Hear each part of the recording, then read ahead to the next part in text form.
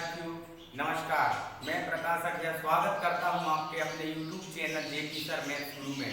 प्रिय विद्यार्थियों, आज हम प्रश्नावली 3.1 का जो तीसरा प्रश्न है वो लेकर आए हैं और यहाँ पर आपको बहुत अच्छे तरीके से प्रश्न क्रमांक तीसरा समझाने वाले हैं।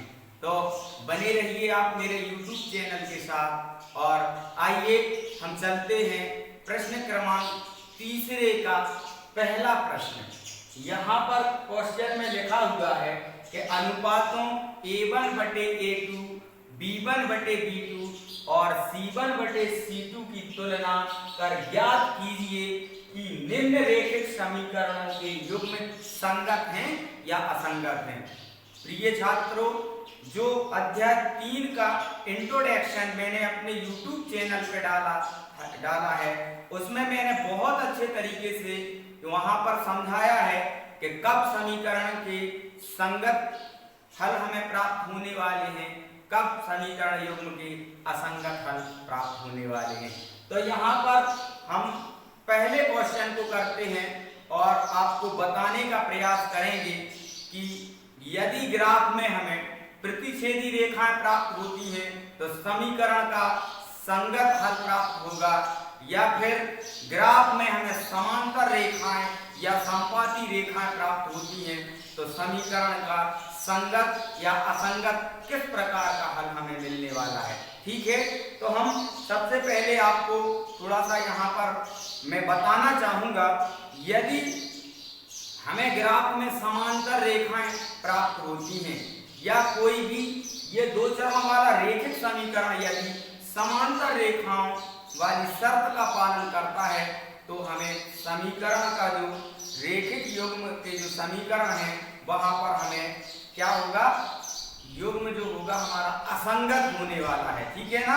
और यदि हमारे लिए समपाती या प्रतिच्छेदी रेखाएं प्राप्त होती हैं तो समीकरण युग्म हमारा संगत माना जाएगा। ठीक है ना। तो चलते हैं हम पहले क्वेश्चन की ओर। लिखा है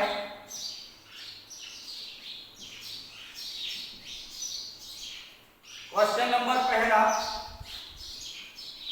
3x + 2y जे इक्वल में जो 5 लिखा है बेटा हम उसका पक्षांतर कर लेंगे -5 और बराबर में 0 लिख लेंगे। ठीक है ना। और यहाँ पर 2x - 3y और इसका जब हम पक्षांतर करेंगे तो -7 और इक्वल में हो जाएगा 0। ठीक है ना। अब हम इसकी तुलना करेंगे जैसे कि हम प्रश्न क्रमांक दूसरे में करते आए हैं। तो यहाँ पर हम लिखेंगे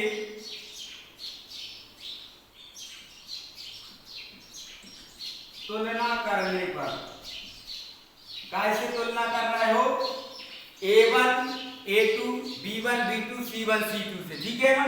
तो यहाँ पर हम तुलना करेंगे बेटा, a1 बराबर 3 और b1 बराबर +2 है और c1 बराबर -5 और a2 का जो मान है इधर 2 दिया है, b2 का मान -3 दिया है और c2 का जो मान है -7 दिया है। ठीक है। अब हम इसको अनुपात के रूप में यहाँ पर लिखने वाले हैं। तो लिखेंगे a1 बटे a2। ठीक है ना बेटा। a1 बटे a2 अर्थात 3/2। इस प्रकार से a1 का मान 3 है और a2 का मान 2 है। उसके बाद में b1/b2, तो यहाँ पर b1 का मान 2 है और b2 का मान -3 है और c1/c2 इसका जो मान है बेटा -5 और अपॉन में -7।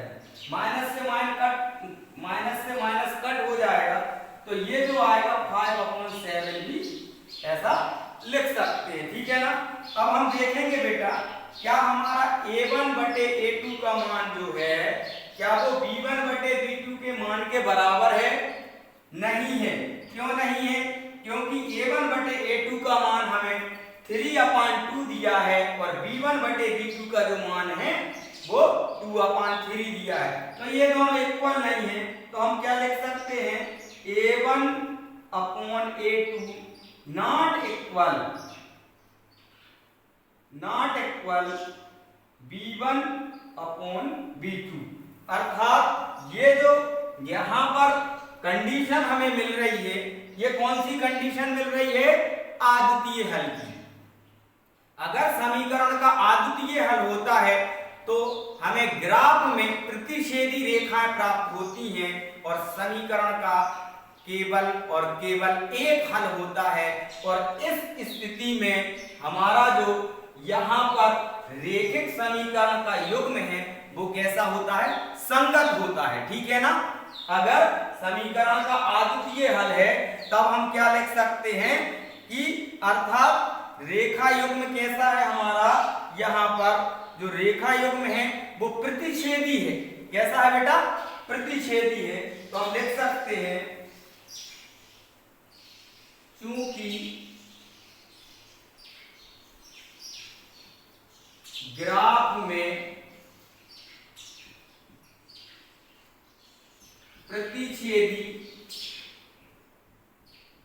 रेखाएं प्राप्त होंगी,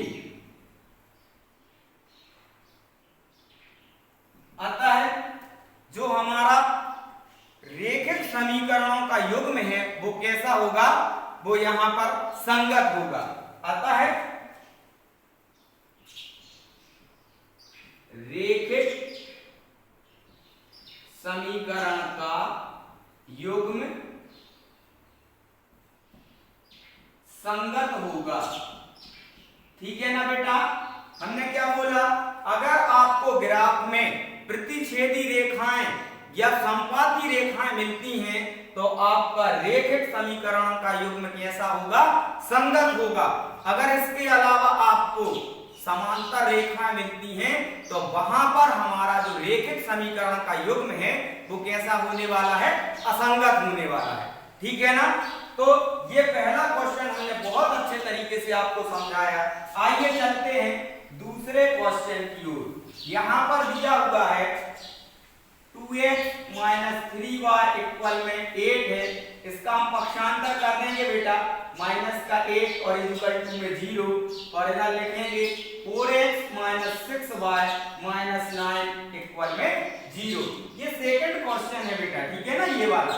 तो यहाँ पर हम फिर से तुलना कर देंगे बेटा। a1 बराबर क्या हो जाएगा? 2 हो जाएगा और b1 बराबर क्या होगा? माइनस का 3 होगा और c1 बराबर माइनस का 8। ठीक है ना? तो a2 बराबर क्या होगा? 4, b2 बराबर में आ जाएगा माइनस का 6 और c2 के इक्वल में आ जाएगा माइनस का 9। अब हम इस प्रकार के अनुपात के रूप में इनको रखने वाले हैं। तो यहाँ पर रखेंगे जब a1 अपान a2, यहाँ पर a1 का वैल्यू कितना दिया है बेटा? 2 दिया है और a2 का वैल्यू 4। इसको हम और सरल रूप में 1/2 लिख सकते हैं। अर्थात इधर 2 एकम 2, 2 दूना 4। ठीक है ना? तो इस प्रकार से हम इसको 1/2 भी लिख सकते हैं। दूसरा जो हमारा b1 अपॉन b2 दिया है ये लिखा -3 अपॉन -6।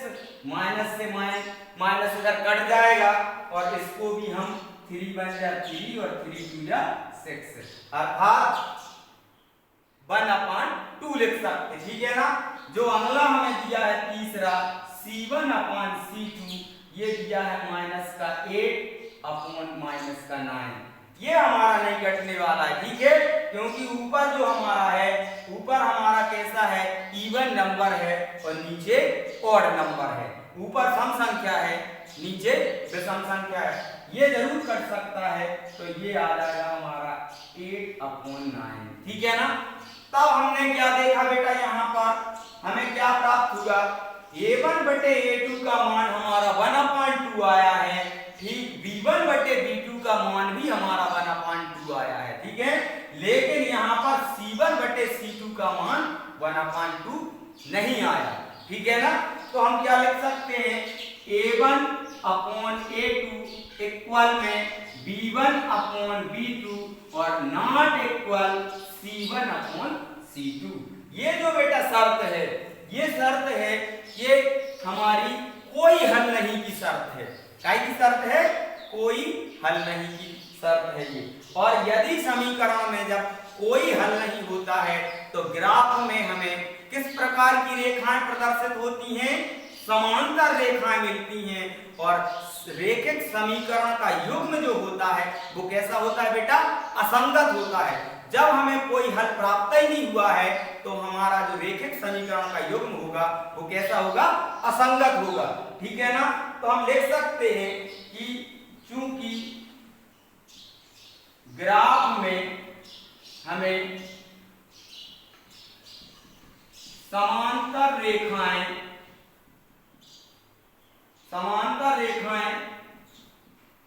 प्राप्त होंगी, अतः समीकरण या फिर लिख दें रेखिक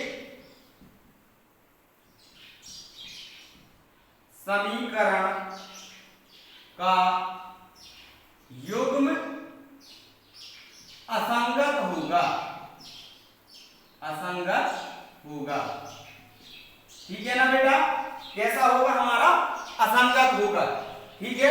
अब हम चर्चा करते हैं बेटा तीसरा क्वेश्चन, जो थोड़ा सा बच्चों को यहाँ पर डिफिकल्ट लगने वाला है, क्योंकि इसमें बटे में संख्याएं दी हुई है। ठीक है ना?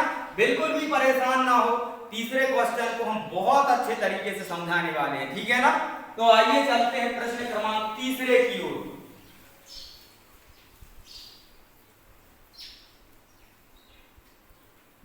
इसको भी हम यहाँ पर क्लीन करने वाले हैं। और चौथा क्वेश्चन बेटा आप स्वयं करना, पांचवा क्वेश्चन मैंने यहाँ पे लिखा हुआ है, तो हम तीसरा और पांचवा क्वेश्चन और हल करने वाले हैं। आइए चलते हैं प्रश्न क्रमांक तीसरे की ओर। लिखा है 3/2x प्लस 5/3y, और इसका हम बेटा पक्षांतर कर देंगे तो माइनस का 7 हो जाएगा। ठीक है।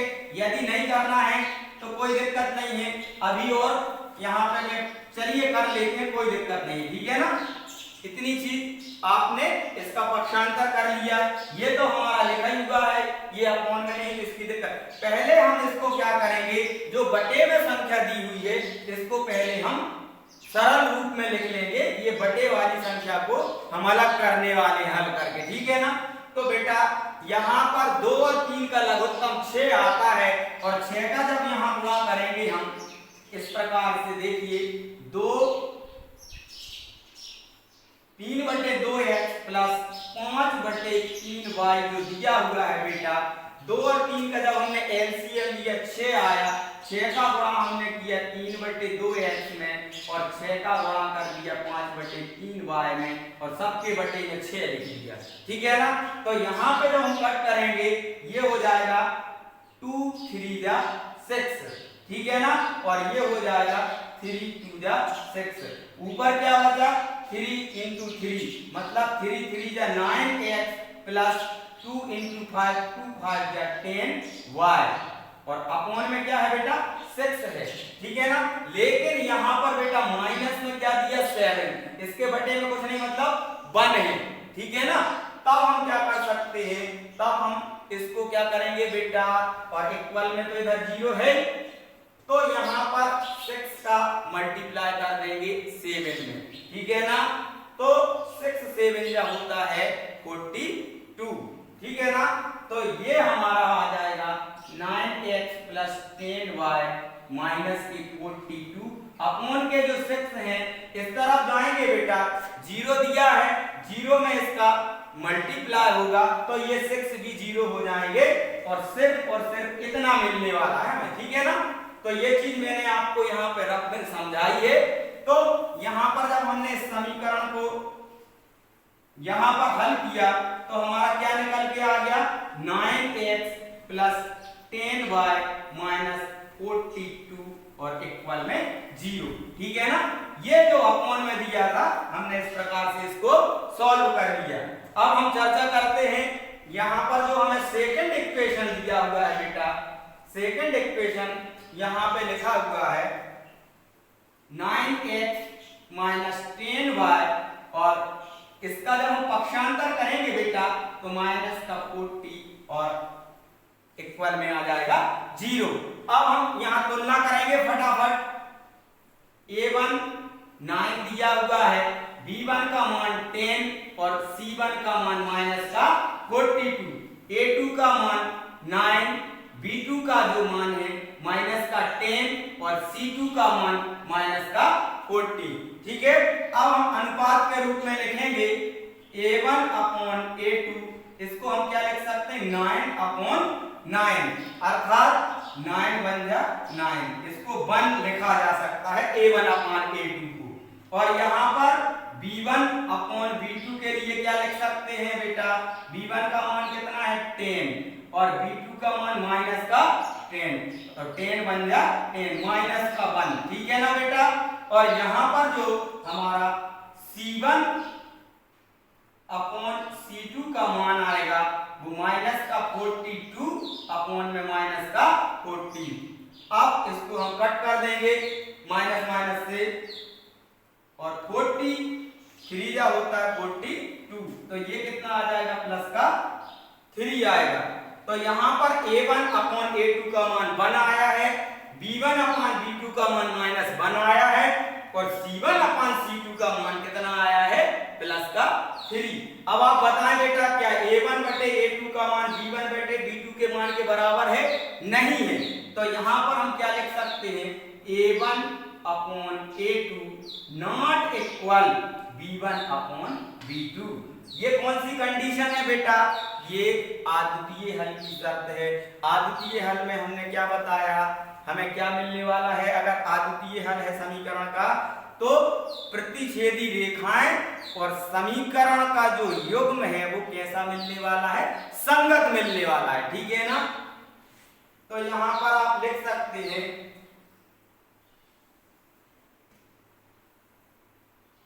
प्रतिच्छेदी रेखा और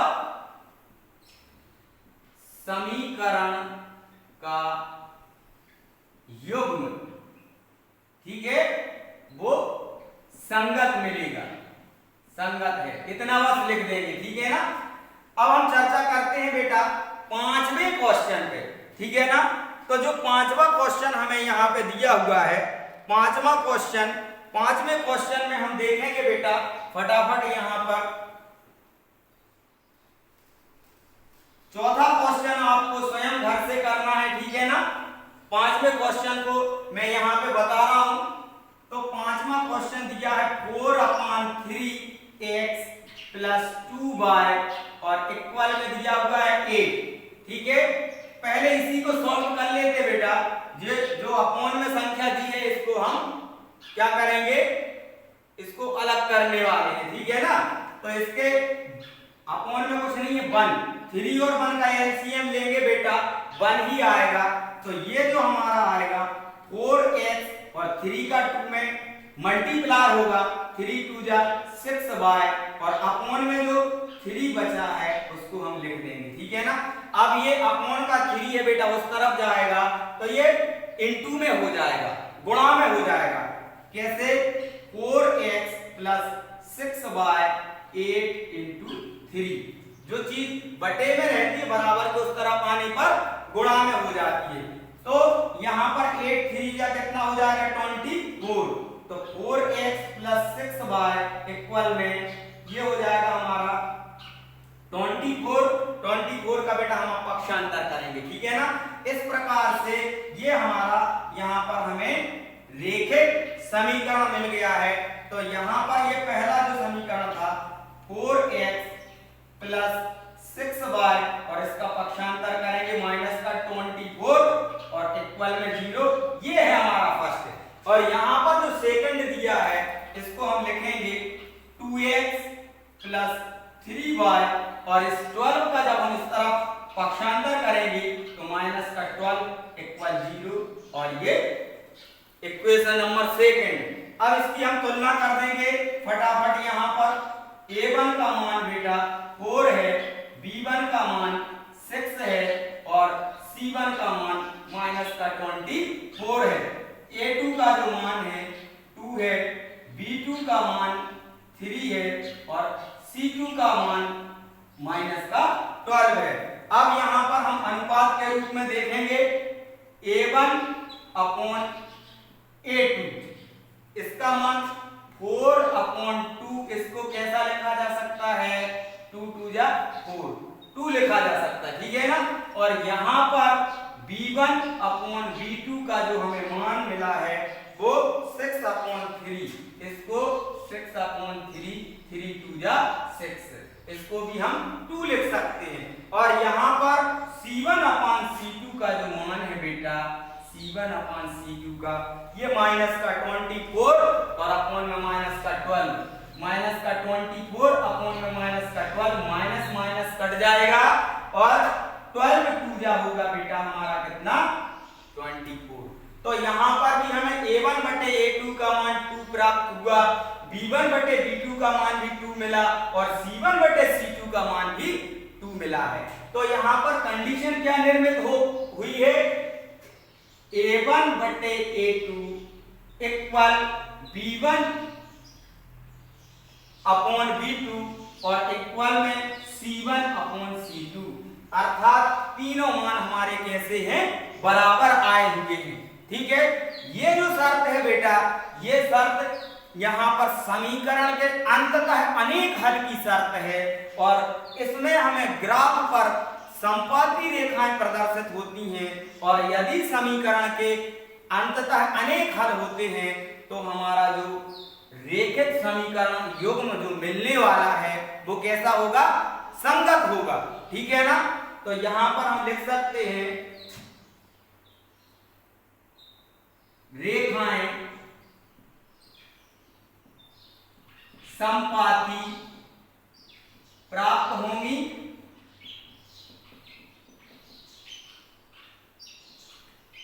एवं समीकरण युग्म के संगत हल होंगे, ठीक है ना। तो इस प्रकार से हमने क्वेश्चन तीसरे को आपको बहुत अच्छे तरीके से समझाया बेटा।